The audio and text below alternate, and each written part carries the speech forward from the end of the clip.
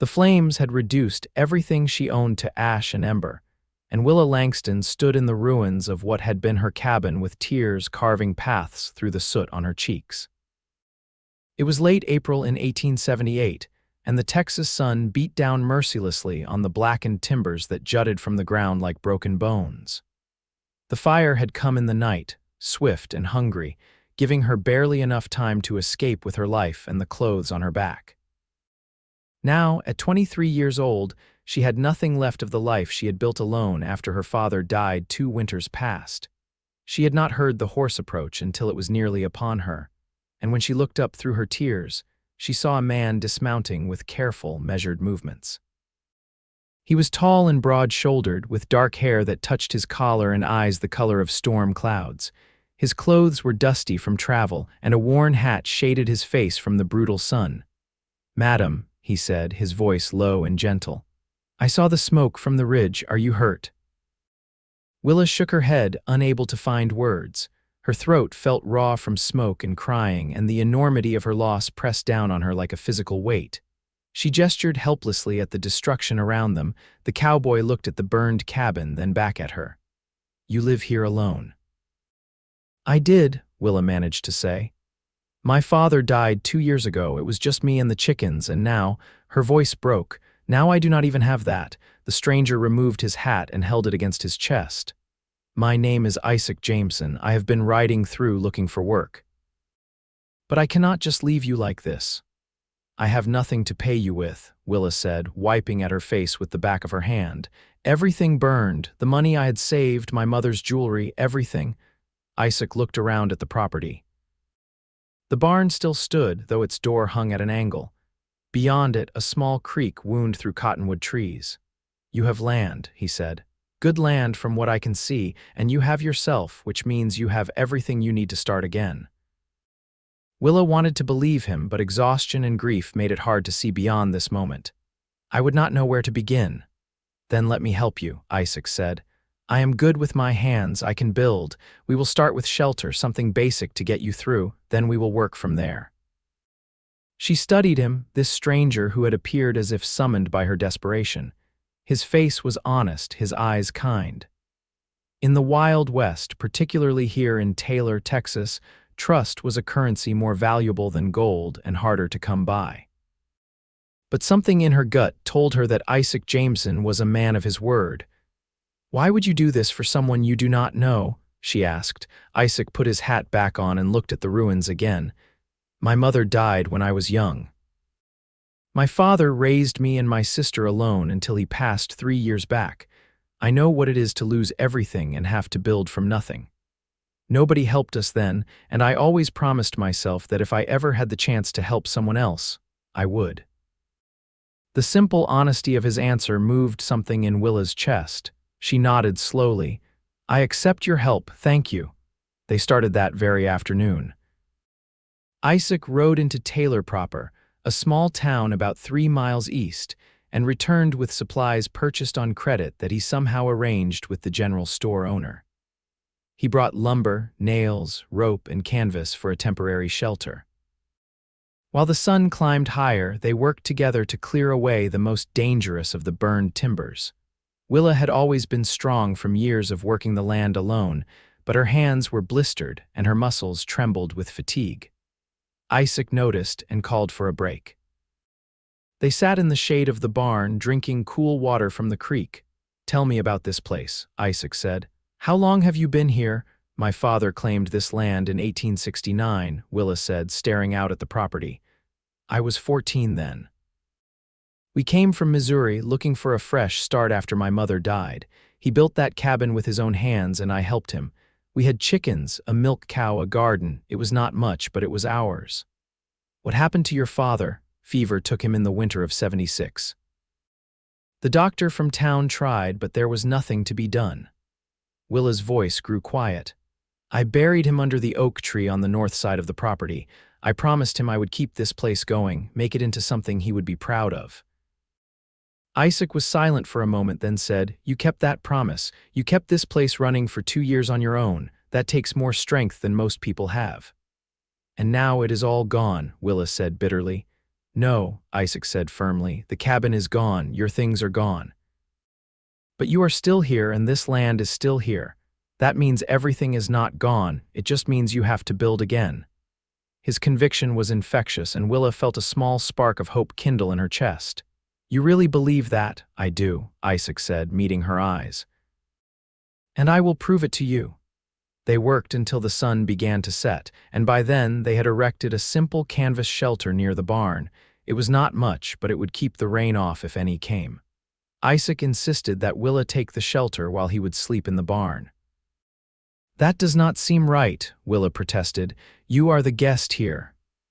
And you are the lady who just lost her home, Isaac countered. I will not hear another word about it. That night, lying on a bedroll that Isaac had among his supplies, Willa stared up at the canvas and listened to the sounds of the Texas night. Crickets sang, and somewhere in the distance, a coyote howled. She thought about the stranger in her barn, this man who had appeared at her lowest moment and offered help without asking for anything in return. It seemed too good to be true, and yet here she was, with shelter and hope where hours before she had had neither. Sleep came eventually, and with it, dreams of rebuilding. The next morning, Willa woke to the sound of hammering. She emerged from the canvas shelter to find Isaac already hard at work, laying out the foundation for a new cabin. He had been up since before dawn, he told her, measuring and planning. I thought we should build it a bit larger than the old one, Isaac said, wiping sweat from his brow. And position it to catch the breeze from the creek. It will be cooler in the summer that way. Willa felt tears prick her eyes again, but this time they were not tears of grief. You are really doing this? I told you I would, Isaac said with a small smile. Now, are you going to stand there or are you going to help me? They fell into a rhythm over the following days. Isaac proved to be an excellent carpenter, his hands skilled and sure. Willa learned quickly, holding boards steady while he nailed them in place, measuring and cutting under his patient instruction. They worked from sunrise to sunset, breaking only for simple meals and water. During those long hours of labor, they talked. Isaac told her about his childhood in Kansas, about his younger sister who had married a shopkeeper in Dodge City and was happy. He spoke of his father, a stern but loving man who had taught him the value of hard work and honesty. He described his years drifting from town to town, working ranches and farms, never quite finding a place that felt like home. Willa, in turn, shared memories of her parents, of her mother's laugh and her father's terrible singing voice.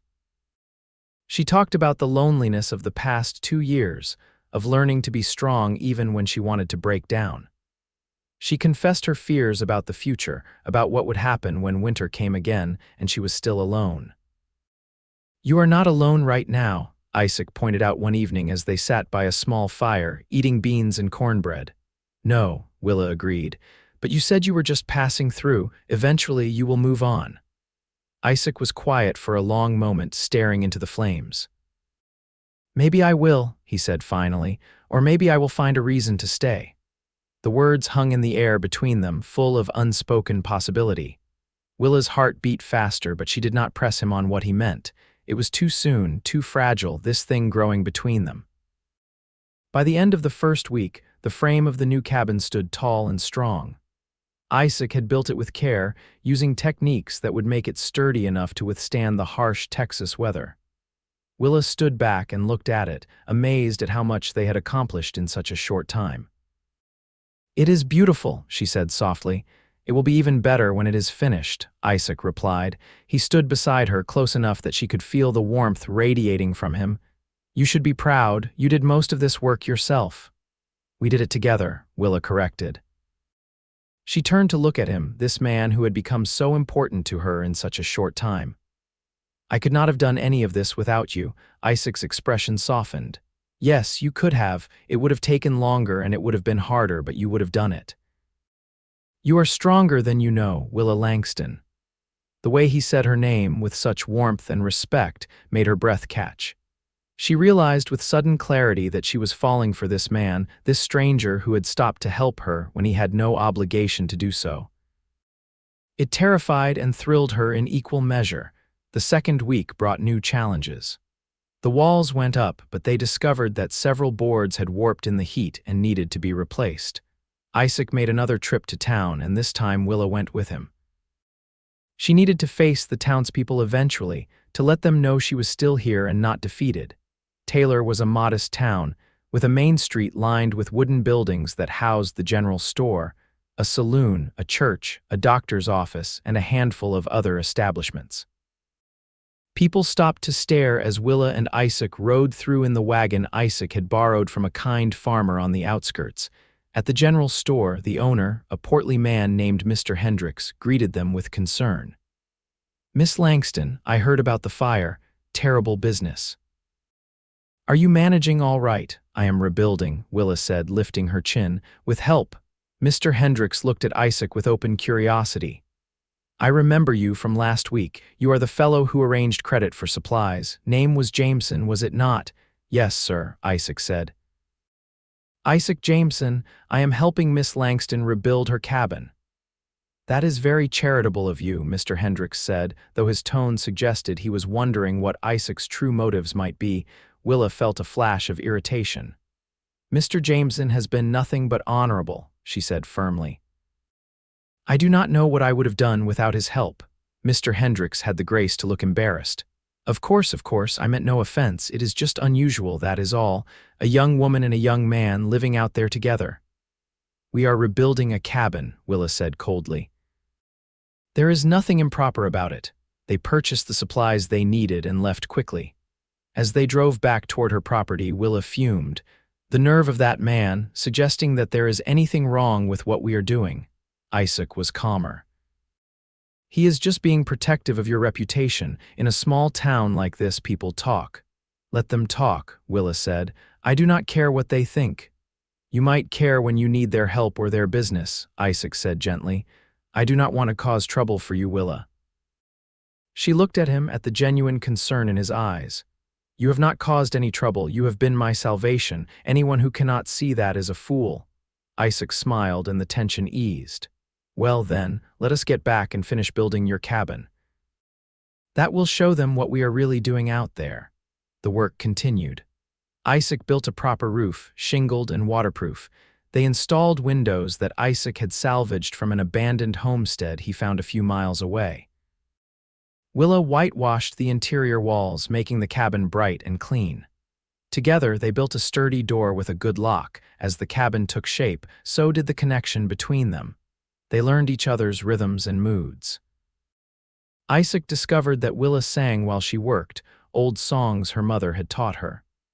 Willa learned that Isaac had a dry sense of humor that could make her laugh even when she was exhausted. They moved around each other with increasing ease, their partnership deepening with each passing day. One evening, as they sat on the porch steps of the nearly completed cabin, watching the sun set over the Texas landscape, Isaac said, "I got a letter today when I was in town picking up supplies, from my sister." "How is she?" Willa asked. "Good, happy." "She is expecting her first child in the fall." Isaac paused. "She asked when I was coming to visit, asked if I had found work or if I was still drifting." Willa's heart clenched. "What did you tell her?" "I have not written back yet," Isaac admitted. "I have been thinking about what to say." "You should tell her the truth," Willa said, though the words hurt. "That you helped someone rebuild and now you are ready to move on." Isaac turned to look at her, his storm-gray eyes intense. "What if that is not the truth? What if I do not want to move on?" Willa's breath caught. "What are you saying?" "I am saying that I came here planning to pass through. I was going to help you for a few days, maybe a week, and then continue on my way. But then I got to know you, Willa. I saw your strength, your determination, your kindness. I started building this cabin, and somewhere along the way I started imagining myself staying in it. With you." Hope bloomed in Willa's chest, wild and bright. "Do you mean that?" "I have never meant anything more," Isaac said. He reached out and took her hand, his calloused palm warm against hers. "I know it is fast. I know we have not known each other long, but I feel something for you, Willa, something real and true. If you feel even a fraction of the same, I would like to stay. Not just to finish the cabin, but to build a life here, with you." Tears spilled down Willa's cheeks, but she was smiling. "I feel it too," she whispered. I have been so afraid to hope, afraid that you would leave and I would be alone again. But yes, Isaac, I want you to stay. I want you to stay more than anything." Isaac cupped her face in his hands, wiping away her tears with his thumbs. "Then I will stay, for as long as you will have me."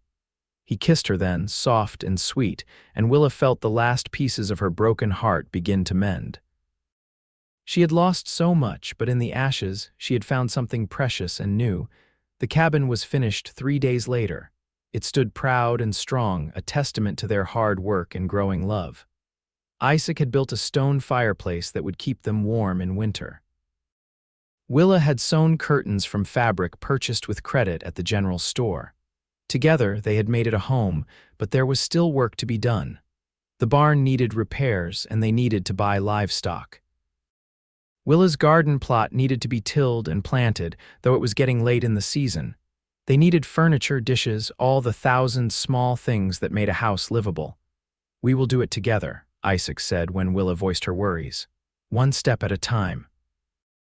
They went to town together and spoke with Reverend Matthews, the pastor of the small church. He was a kind man with silver hair and a warm smile. When Isaac explained that they wanted to be married, the Reverend agreed without hesitation. "I can see that you two care for each other," he said. "And Lord knows Miss Langston could use some support after all she has been through. When would you like the ceremony?" "As soon as possible," Isaac said, looking at Willa. "If that is what you want." "Yes," Willa said without hesitation. "Yes, that is what I want."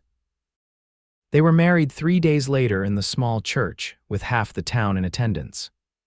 Willa wore a simple blue dress that the preacher's wife had loaned her, and Isaac wore his best clothes, brushed clean of dust.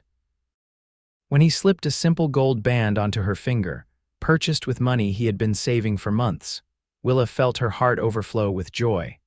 The townspeople, who had been so suspicious before, seemed to relax once they were properly married. Several women approached Willa after the ceremony to offer congratulations and gifts. Mrs. Henderson gave them a set of dishes. The blacksmith's wife brought homemade preserves. Even Mr. Hendricks from the general store donated a rocking chair for their porch. See. Isaac murmured to Willa as they accepted the gifts with gratitude. "They just needed to see that our intentions were honorable." "Our intentions were always honorable," Willa countered, but she was smiling. They held a small reception at the church, with cake and lemonade provided by the Ladies' Aid Society. Willa found herself surrounded by women who wanted to offer advice on marriage and homemaking. She accepted it graciously, though she had been managing a home alone for 2 years and probably knew as much as any of them. Isaac, meanwhile, was talking with some of the local ranchers and farmers. Willa watched him from across the room, this man who was now her husband, and felt a surge of love so strong it nearly took her breath away. He caught her looking and winked, making her blush. As the sun began to set, they rode back to their property in the borrowed wagon, now laden with gifts. When they reached the cabin, Isaac lifted Willa down from the wagon seat, his hands strong and sure around her waist. He did not set her down immediately, instead holding her close. "Hello, wife," he said softly. "Hello, husband," Willa replied, her arms around his neck. He carried her across the threshold of their new home, and Willa laughed with pure happiness. They had both lost so much, but they had found each other, and that made all the difference. The summer passed in a blur of hard work and growing love. Isaac took a job at one of the nearby ranches, working cattle for wages that helped them buy the supplies they needed. Willa tended the garden and the new chickens they had purchased. She also started taking in mending and sewing from the townspeople, earning a bit of extra money. In the evenings, they would sit on the porch and watch the sun set, talking about their day and making plans for the future. Sometimes Isaac would play the harmonica he kept in his pocket, and Willa would sing along. Other times, they would simply sit in comfortable silence, content in each other's presence. They learned the rhythms of married life together. Isaac discovered that Willa liked her coffee strong and sweet, and that she hummed while she cooked. Willa learned that Isaac was an early riser who liked to watch the dawn, and that he had a terrible habit of leaving his boots in the middle of the floor. They also learned each other in more intimate ways, discovering the joy and comfort of physical love. In the privacy of their cabin, with the firelight casting shadows on the walls, they came together with tenderness and passion. Willa, who had been alone for so long, marveled at the feeling of being held, of being cherished. Isaac, who had spent years drifting without purpose, finally felt like he had come home. By August, Willa suspected she might be pregnant. She waited a few more weeks to be certain before telling Isaac. When she finally shared the news one evening after supper, his face lit up with such joy that she laughed. "Are you certain?" he asked, kneeling beside her chair and taking her hands. "As certain as I can be," Willa said. "We will have a baby come spring." Isaac pulled her into his arms, holding her close. "A baby," he whispered, "our baby." "Are you happy?" Willa asked, though she could feel his answer in the way he held her. "Happy does not even begin to describe it," Isaac said. "You have given me so much, Willa. A home, a purpose, and now a family. I am the luckiest man alive." They told the townspeople the following Sunday after church and were met with congratulations and well wishes. The women immediately began discussing baby clothes and blankets, offering to help Willa prepare. Even the men congratulated Isaac, clapping him on the back and offering advice about fatherhood. As fall arrived and the leaves on the cottonwood trees turned gold, Isaac and Willa continued to work on improving their property. Isaac built a proper chicken coop and repaired the barn door. Willa preserved vegetables from the garden, filling jars that lined the shelves Isaac had built in the cabin. They purchased a milk cow, a gentle creature that Willa named Daisy. In October, Isaac's sister Clara and her husband came to visit on their way to San Antonio. Clara was heavily pregnant, due in just a few weeks, but she insisted on making the journey to meet her new sister-in-law. "I had to see for myself that my wandering brother had finally settled down," Clara said, embracing Willa warmly, "and I am so glad he did. You are exactly the kind of strong, sensible woman he needed." The two women became fast friends during the week-long visit. Clara shared stories about Isaac as a boy, making him groan with embarrassment and Willa laugh with delight. She also gave Willa advice about pregnancy and childbirth, having gone through much of the experience herself. "It will hurt," Clara said frankly, "but it will also be the most amazing thing you ever do, and you will have Isaac there to support you. He will be a wonderful father." "He already is wonderful," Willa said, watching Isaac and Clara's husband work on reinforcing the barn roof. "I cannot imagine my life without him now." "That is how I feel about Thomas," Clara said, following Willa's gaze to where her own husband stood. "When you find the right person, everything just makes sense." After Clara and Thomas left, the cabin felt quieter but no less full of love. Isaac threw himself into preparing for the baby, building a beautiful cradle from oak wood and sanding it smooth so there would be no splinters. Willa sewed tiny clothes and blankets, her hands moving with practiced skill. Winter came, cold but not harsh. The cabin Isaac had built kept them warm and dry, and they had plenty of food stored up.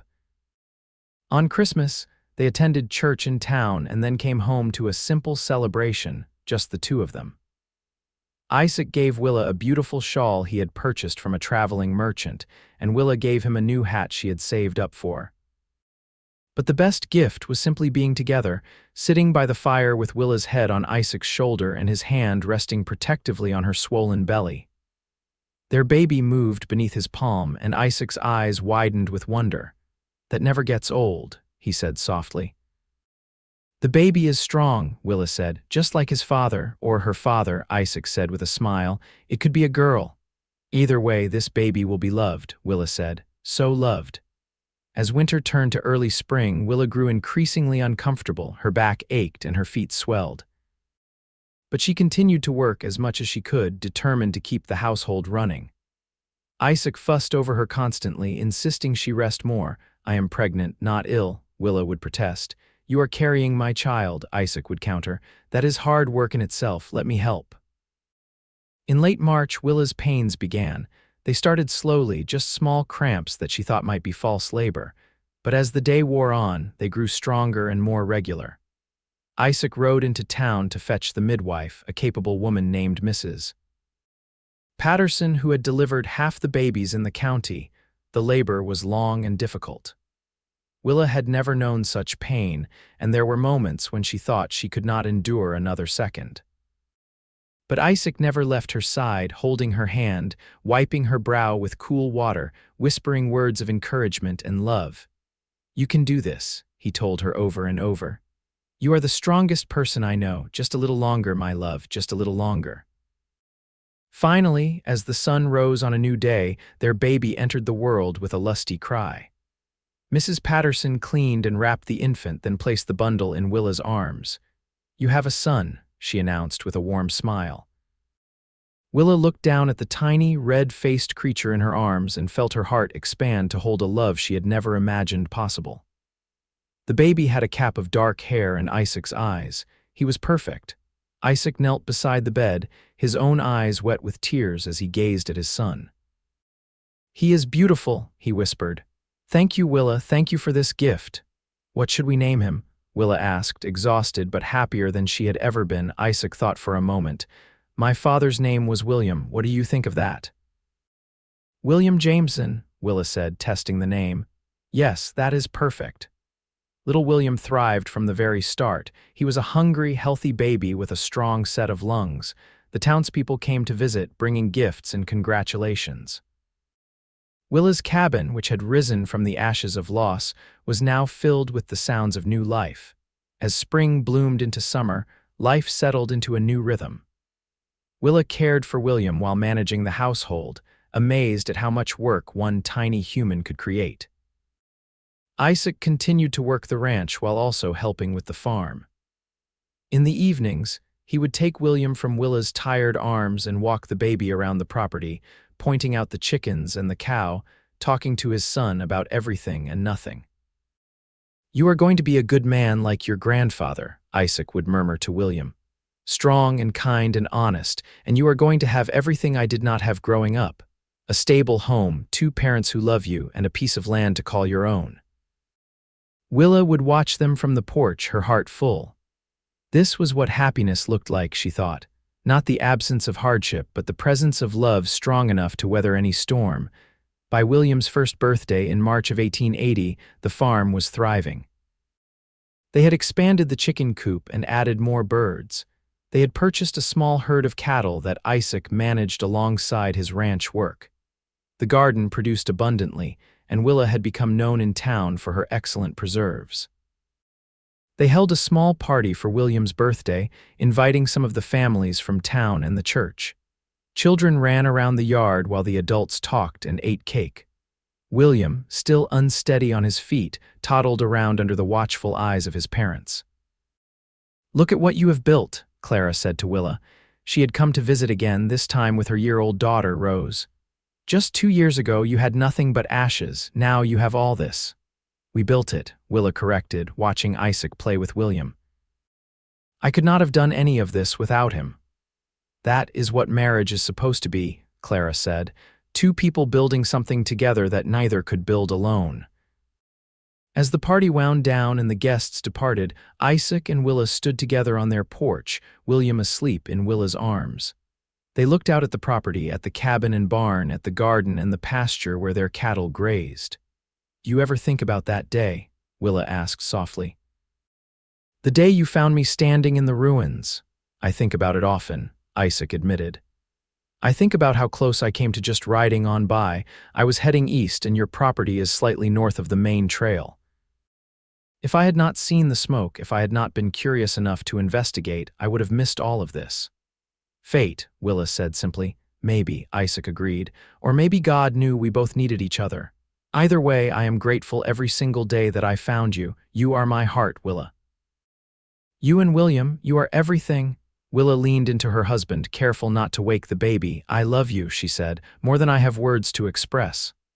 "I love you too," Isaac replied, kissing the top of her head. "Always." Time continued its steady march forward.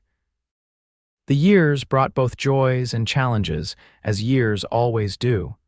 There were seasons of plenty and seasons of hardship. There were droughts that tested their resilience and wet years that blessed them with abundance. Through it all, Isaac and Willa faced everything together. their love the foundation upon which they built their lives. In 1882, Willa gave birth to their second child, a daughter they named Violet. She had Willa's blonde hair and a sunny disposition that brightened even the darkest days.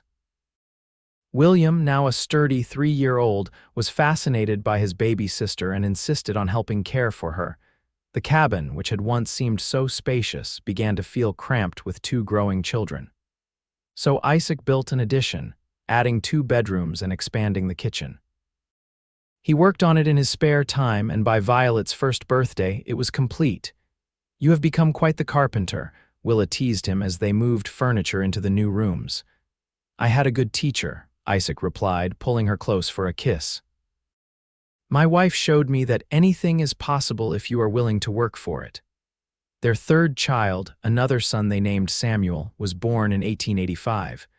By then, William was old enough to help his father with the farm work, and he took to it with enthusiasm. He had inherited Isaac's steady temperament and Willa's determination, a combination that served him well. The farm continued to grow and prosper. Isaac's reputation as an honest, hard-working man earned him respect throughout the county. He was asked to serve on the town council, a position he accepted reluctantly but filled with dedication. Willa became a pillar of the church community, organizing socials and helping families in need, but through all their success, they never forgot those early days of struggle and loss. Every year on the anniversary of the fire, they would stand together at the spot where the old cabin had stood. A small marker was placed there, not to memorialize loss, but to celebrate new beginnings. "This is where our life together truly started," Isaac would say each year. And Willa would reply, "This is where I learned that from ashes, beautiful things can grow." As the children grew older, Isaac and Willa told them the story of how they met. William, Violet, and Samuel listened with wide eyes as their parents described the fire, the ruins, and the stranger who had stopped to help. "Were you scared, Mama?" Violet asked when she was 7. "Terrified," Willa admitted. "I thought I had lost everything." "But then your father appeared and everything changed." "Did you know right away that you would get married?" William wanted to know. "No," Isaac said with a laugh. "At first, I just wanted to help someone in need. But the more I got to know your mother, the more I realized I could not imagine leaving. She was special, and I knew I would regret it for the rest of my life if I rode away." "That is so romantic," Violet sighed, ever the dreamer. "It was practical too," Willa added. "Your father needed a place to settle, and I needed help. Sometimes the best relationships start with mutual need and grow into love." By 1890, William was 12 and already showing signs of the man he would become. He was tall like his father, with the same steady hands and patient nature. He loved working the farm and had a natural gift with animals. Isaac began teaching him more complex skills, preparing him to one day take over the farm if he chose. Violet, at 8, was a whirlwind of energy and curiosity. She wanted to know everything about everything, driving her parents to distraction with constant questions. But she was also compassionate, always the first to notice if someone was hurt or sad and quick to offer comfort. Samuel, at 5, was the baby of the family and knew how to use that position to his advantage. He had his mother wrapped around his little finger, though Isaac was slightly more resistant to his charms. Still, watching Isaac with his youngest son, teaching him to whittle or read, Willa's heart would swell with love. The years in Taylor had been good to them. The town had grown, adding new businesses and families. The church had a new building, larger and more impressive than the old one. Roads had improved, making travel easier. The wild frontier was slowly being tamed, though it still retained enough of its original character to feel like the West. In 1893, tragedy struck the community when a tornado tore through the county, destroying several farms and killing livestock. Isaac and Willa's property was spared, suffering only minor damage. Without hesitation, they opened their home to neighbors who had lost everything, providing shelter and food. "This is what you did for me," Willa said to Isaac as they housed 3 families in their barn and cabin. "You showed me kindness when I needed it most. Now we do the same for others." They spent weeks helping their neighbors rebuild, with Isaac leading construction efforts and Willa organizing food and supplies. The community came together in a way that reminded everyone of why they had chosen to make their lives in this place. People helped people. That was the way of the West. By the time the rebuilding was complete, new bonds had been formed and old ones strengthened. Isaac and Willa's children had learned valuable lessons about community and compassion. William, now 15, had worked alongside his father as an equal, earning praise from the men for his skill and work ethic. As they returned to their normal routine, Willa felt a deep sense of satisfaction. The girl who had stood weeping over burned ruins had become a woman who could help others through their own disasters. The wandering cowboy had become a pillar of the community, a man people turned to in times of trouble. "We have built a good life here," Willa said to Isaac one evening as they sat on their porch, watching their children play in the yard. "The best life," Isaac agreed. "Sometimes I think back to that day I saw the smoke from your fire. I was so close to just riding on by. My whole life would have been different if I had made that choice." "My life too," Willa said, taking his hand. "I do not know what would have happened to me if you had not stopped. I might have given up, might have lost the farm and had to move to town or leave Texas altogether." "You would have survived," Isaac said with certainty. "You are a survivor, Willa, you always have been, but I am glad I stopped. I am glad I got to be part of your story." "Our story," Willa corrected. "We wrote it together." As the 1890s progressed, the children continued to grow and find their own paths.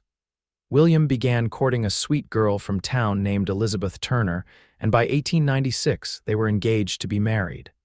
Isaac and Willa hosted the wedding at the farm with half the county in attendance. Watching her son pledge his life to another person, Willa was struck by how quickly time had passed. It seemed like just yesterday that William was a baby in her arms, and now he was a man starting his own family. She cried during the ceremony, happy tears that Isaac gently wiped away. "Our boy is all grown up," she whispered. "He is," Isaac agreed, "and we raised him well. He is a good man because he had a good mother." "And a good father," Willa added. William and Elizabeth built a small cabin on the edge of Isaac and Willa's property, starting their married life close to family. Within a year, they welcomed their first child, a daughter named Hope. Isaac and Willa became grandparents, a role they embraced with joy. Violet, meanwhile, had developed a passion for teaching. She had always loved books and learning, and she dreamed of opening a school in Taylor. With her parents' support, she began pursuing the education and training necessary to make that dream a reality. Samuel, at 13, was still finding his way. He had his father's practical skills, but also his mother's artistic sensibility. He loved to draw and paint, filling notebooks with sketches of the farm and the people on it. Isaac and Willa encouraged his interests, even as some in town thought it was not a proper pursuit for a farm boy. "Let him explore," Isaac said when Willa worried. "He will find his path in his own time, we just need to support him." In 1899, as the century drew to a close, Isaac and Willa celebrated their 21st wedding anniversary. They were no longer young, with gray threading through their hair and lines etched by sun and life on their faces. But they were still deeply in love, still partners in every sense of the word. They held a small celebration with their children and grandchildren gathered around. William and Elizabeth now had 3 children. Violet had married a schoolteacher from Austin and was expecting her first child. Samuel, at 18, was apprenticing with a printer in San Antonio but came home for the occasion. As the family sat around the table, sharing a meal and laughter, Isaac stood and raised his glass. "I want to make a toast," he said. 21 years ago, I married the bravest, strongest, most beautiful woman I have ever known. Willa, you have given me everything, a home, a family, a purpose. You have made me happier than I ever thought possible. Here is to 21 more years and then 21 after that. Here, here." The family chorused, raising their own glasses. Willa's eyes were misty as she stood and moved to Isaac's side. "You saved my life," she said simply. "Not just by helping me rebuild, but by giving me a reason to keep going when I wanted to give up. You are my heart, Isaac Jameson. Today, tomorrow, and always. They kissed to the cheers and whistles of their family, and Willa thought about the journey that had brought them here, from ashes and despair to love and abundance. It had not always been easy. There had been hard years, sick children, failed crops, and personal struggles. But through it all, they had each other, and that had made all the difference. The new century brought changes to Taylor and to the Jameson family. The railroad finally came through, connecting the town more fully to the wider world. Automobiles began to appear on the roads, though horses were still the primary means of transportation. The old ways were fading, replaced by new technologies and ideas. Isaac, now in his mid-60s, began to slow down. The years of hard work had taken their toll on his body, and he could no longer do the heavy labor he once had. But he adapted, focusing on managing the farm rather than working it directly.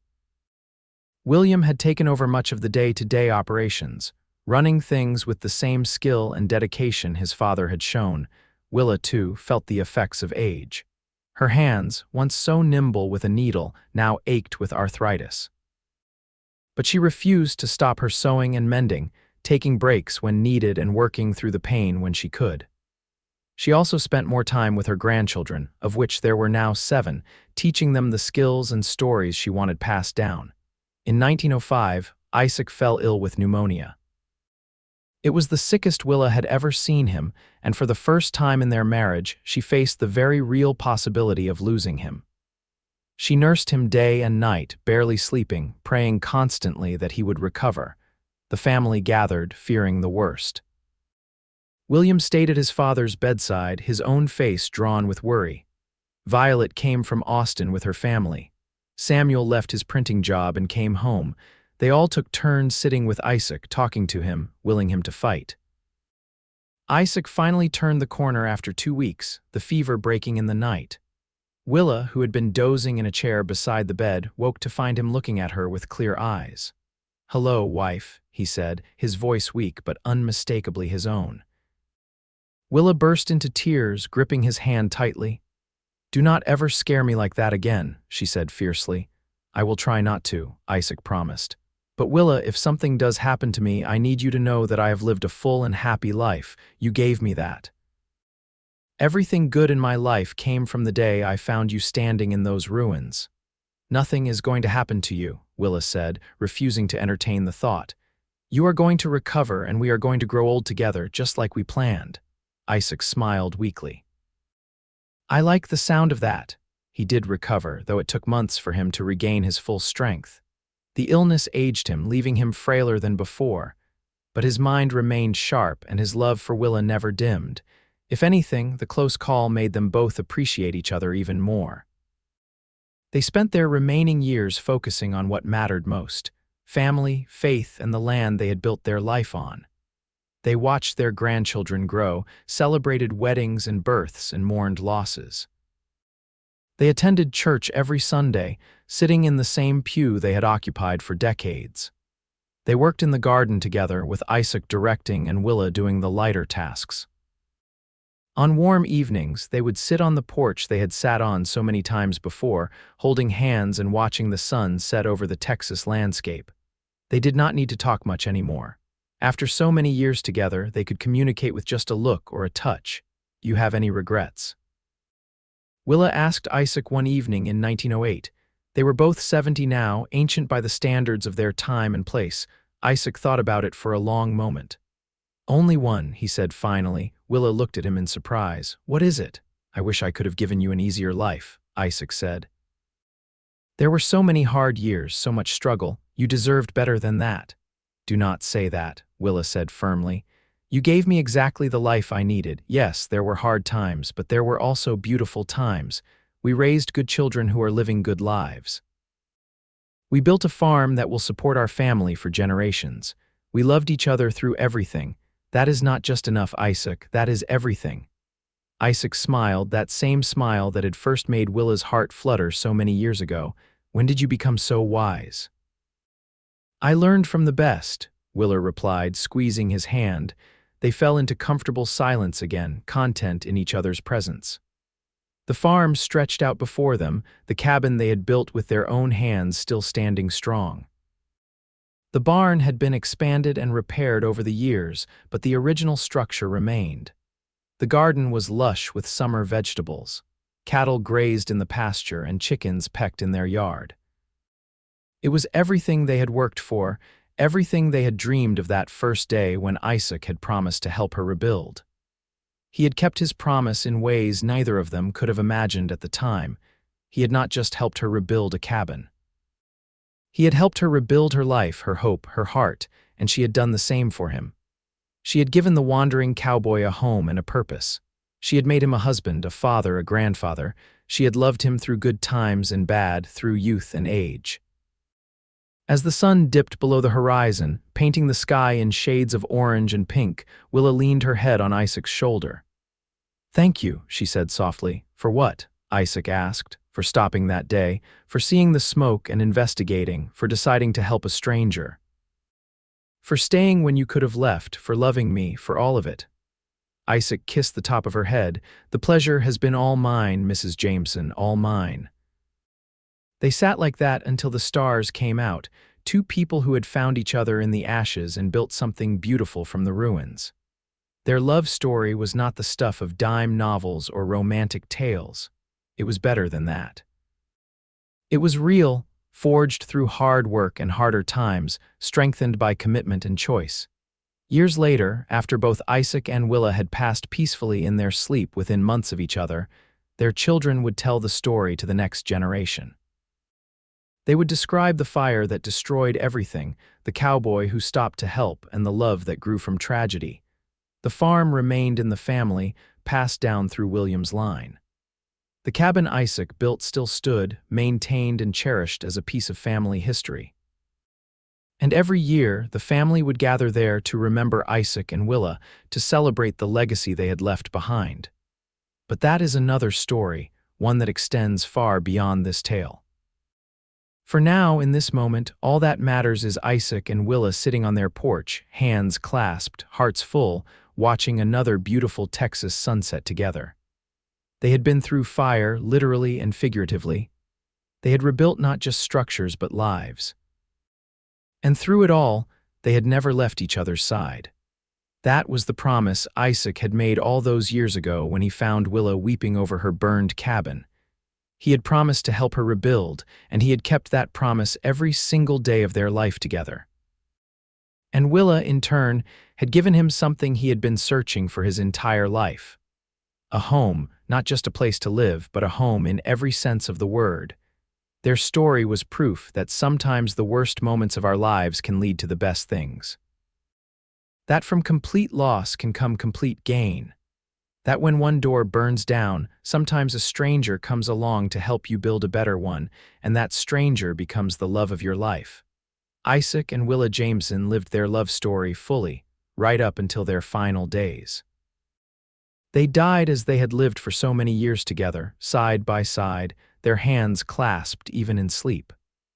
The family found them that way one peaceful morning in early spring of 1912, and though there were tears, there was also a sense of rightness. They had been together in life, and they would be together in death. They were buried on their beloved property, under the oak tree near the creek where Isaac had drawn water on that first day. Their grandchildren carved a simple marker that read, Isaac Jameson, 1838–1912, and Willa Jameson, 1838–1912. Beloved husband and wife, parents and grandparents. They rebuilt together and never parted. At the funeral, Reverend Matthews, now ancient himself, spoke about the love he had witnessed between Isaac and Willa over the decades. "They showed us all what marriage should be," he said. "A partnership built on mutual respect, sustained through hard work and deepened by unwavering commitment. They loved each other in the way we are all called to love, steadfastly, faithfully, completely." William stood with his siblings and all the grandchildren, looking at his parents' graves. He thought about everything they had taught him through their words and actions. About perseverance and kindness, about love and dedication, about building something meaningful from nothing. "They had a good life," Elizabeth said softly, standing beside her husband. The best life, William agreed. They loved each other and they loved us. What more could anyone ask for? As the family left the graveside and returned to the cabin for the gathering that followed funerals, they told stories and shared memories. The children who had never met Isaac and Willa listened with fascination to tales of their great-grandparents. The older grandchildren shared their own memories, the times Isaac had taught them to fish or whittle, the way Willa would hum while baking bread. Violet stood in the cabin Isaac had built all those years ago and looked around at the sturdy walls, the stone fireplace, the wooden floors worn smooth by decades of footsteps. "He built this to last," she said. "Everything Daddy did was meant to endure." "That is true," Samuel agreed. He was a successful artist now, with his work displayed in galleries in San Antonio and Austin. But the thing that endured most was their love. That is what I remember most clearly, the way they looked at each other, even after all those years, like they were still amazed to have found each other. "Mama told me once that Daddy saved her life," Violet said. "But I think she saved his too. He was drifting before he found her, looking for something he could not name. She gave him purpose and belonging." "They saved each other," William said with certainty. "That is what the best partnerships do. Both people make each other better, stronger, more complete." As the day faded into evening and the family gradually dispersed to their own homes, William walked out to stand on the porch of his childhood home. He looked out at the land his parents had worked so hard to build and maintain. He thought about his father arriving here with nothing but a good heart and skilled hands. He thought about his mother, devastated by loss, finding the courage to start again. From such humble and tragic beginnings had come this legacy. A thriving farm, a large and loving family, a story of hope and resilience that would be passed down through generations. It was more than most people could hope to achieve in a lifetime, yet Isaac and Willa had done it together, one day at a time, one choice at a time.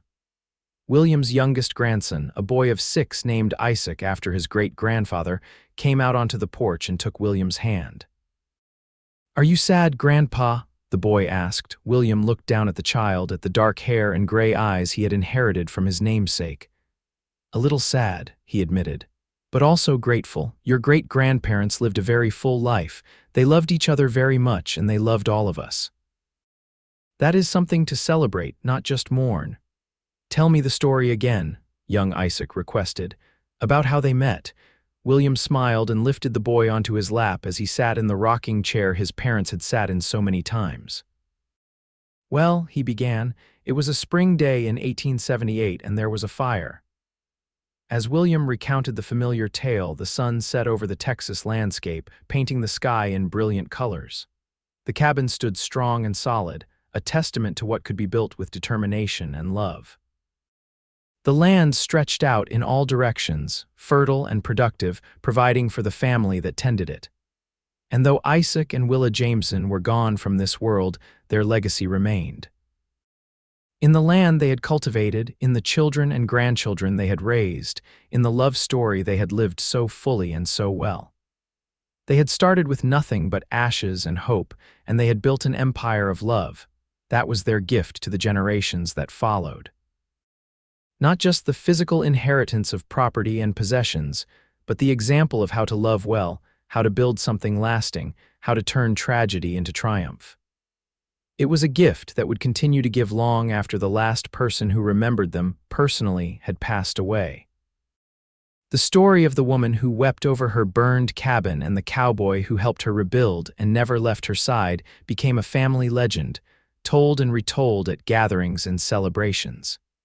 It became a touchstone, a reminder of where they had come from and what their family stood for. Young couples in the family, standing at the beginning of their own journeys, would hear the story and take heart. If Isaac and Willa could build something beautiful from such devastating loss, then surely they could overcome whatever challenges they faced. If two strangers could find each other in the worst of circumstances and create a love that lasted a lifetime, then love itself was worth believing in. And so the story lived on, as all the best stories do. Not just as a tale of the past, but as a living lesson for the present and a hope for the future. Isaac and Willa Jameson had rebuilt more than just a cabin on that Texas property. They had rebuilt dreams, futures, and hearts. They had shown that sometimes the most beautiful things grow from the ashes, and that true love, when given the chance, can weather any storm and build anything worth having. Their story was the kind that deserved to be remembered, not because it was extraordinary in its drama, but because it was extraordinary in its truth. Two ordinary people had found each other, chosen each other, and built an extraordinary life together through nothing more complicated than hard work, mutual respect, and unwavering love. In the end, that was the lesson of Isaac and Willa Jameson. Love was not just a feeling or a moment. It was a choice made over and over again, day after day, year after year. It was showing up when things were hard. It was rebuilding when everything fell apart. It was staying when leaving would have been easier. Isaac had made that choice the day he saw smoke rising from Willa's property and decided to investigate. Willa had made that choice when she accepted his help and opened her heart to the possibility of love again. And they had both continued making that choice every single day of their marriage, right up until their last breath. That was the real story.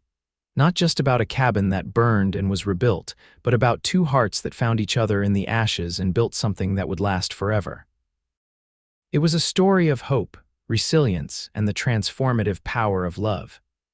And it was a story that would live on in the hearts of all who heard it, inspiring them to believe that from even the darkest moments, beautiful things could grow. As night fell completely over the Jameson property, the stars came out in their thousands, bright and clear in the Texas sky. The cabin lights glowed warmly, filled with family and love and memories. And somewhere in whatever place souls go when they leave this earth, Isaac and Willa Jameson were together still, hands clasped, hearts full, their love story complete and perfect in every way. They had rebuilt together and they had never parted. Not in life and not in death. That was their promise, their legacy, and their gift to the world. A love story for the ages, simple and true, born from tragedy and sustained by choice. It was everything a love story should be, and more than most people ever hoped to find.